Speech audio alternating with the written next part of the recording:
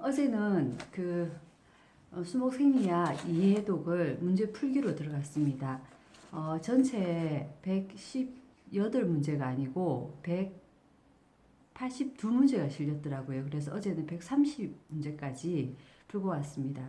10문제 중에서 한 문제가 맞출까 말까, 어떤 데는 잘 찝으면은 3문제 정도 맞추는 그 수준이었는데, 왜 그럴까를 생각해 보니까, 물론 저 같은 경우는 1회독이 빠르게 한번 이제 내용을 파악하는 정도로 마쳤기 때문에 아직 암기도 안 되고 지식이 아직 안 쌓였기 때문에 그런 것도 있겠지만, 저희 학교 교재에 실린 요 문제는 그 시대의 고시 기획에 나무의사 한 권으로 끝내기라는 그 출판사의 문제를 교수님께서 실은 것 같더라고요.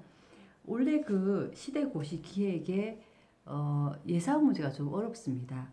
제가 식물보호 산업기사 할 때도 그 책을 썼었는데 거기에 있는 예상 문제가 상당히 어려워가지고 그 문제는 과감하게 이제 생략을 하고 기출 문제 중심으로 제가 몇 번 돌리고 이제 시험장에 들어갔는데 이제 요 문제 같은 경우는 조금 그런 난이도가 있어서 제가 많이 틀렸던 것 같습니다.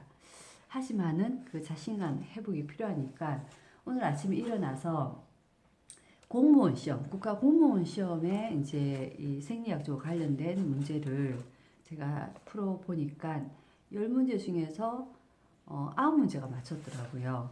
그러면은 공부가 제대로 되어 가고 있다. 그렇게 생각합니다. 저는 문제가 중요하다고 생각합니다. 첫째, 왜 문제를 빨리 풀려고 하냐면 문제를 통해서 자기가 어느 정도 공부가 되는가를 아주 객관적으로 볼 수 있다는 그 하나의 어떤 장점이 있고요. 두 번째는 문제를 풀다 보면은 점점점 뒤로 갈수록 지식이 쌓입니다. 점점 문제만 푸는데도 알아가는 게 있거든요. 왜냐하면 선택지 모두가 전부 다 이렇게 책 내용하고 일치하기 때문에 그 선택지를 계속 보는 것도 저절로 공부가 되는 그런 부분들이 있고요. 세 번째는 문제를 쭉 처음부터 끝까지 계속 틀리면서 문제를 처음부터 끝까지 푼다는 건 괴로운 일입니다. 그래도 끝까지 풀다 보면은 이 과목에서는 어떤 문제가 중요한가가 그냥 머리로서가 아니고 이렇게 감각적으로 알게 되는 겁니다. 그래서 사회독 하게 될 때는 그런 중요한 것들이 눈에 꽂히기 시작하는 겁니다. 그래서 덜 중요하고 출제 빈도가 낮은 것은 이렇게 수면으로 내려가고 자주 나오고 중요한 것들이 이렇게 수면 위로 올라오면서 문제를 보는 어떤 그 선별도 능력이 저절로 생긴다는 거죠. 그래서 저는 문제를 빨리 일회독을 마치면 빨리 바로 문제로 들어가라 라고 이제 권하고 싶고요.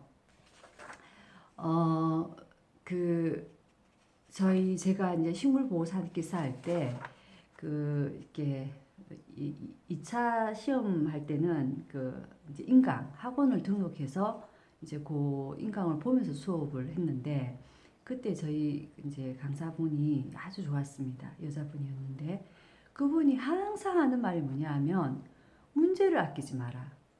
문제를 아끼지 마라. 그 말을 정말 거듭거듭 반복했는데 제가 실제로 그 2차 시험 준비하면서 체험한 결과 그분이 말에 옳았구나. 굉장히 현실적이구나. 빨리 문제를 돌리면서 다 알고 문제를 푸는 게 아니고 일단은 한 번 정도 봤으면 돌리면서 어, 문제를 아끼지 말고 자꾸 문제에 노출되어야 되고 문제를 풀게 되면은 집중해서 그 어떤 내용들을 암기가 된다는 사실을 알았습니다. 그래서 저는 문제를 아끼지 마라. 그리고 그 어려운 문제 속에 그 거친 세상 속에 날 그냥 집어넣어라. 그리고 깨지더라도 끝까지 해 나가라. 그게 제 어떤 방법입니다. 자, 오늘도 파이팅!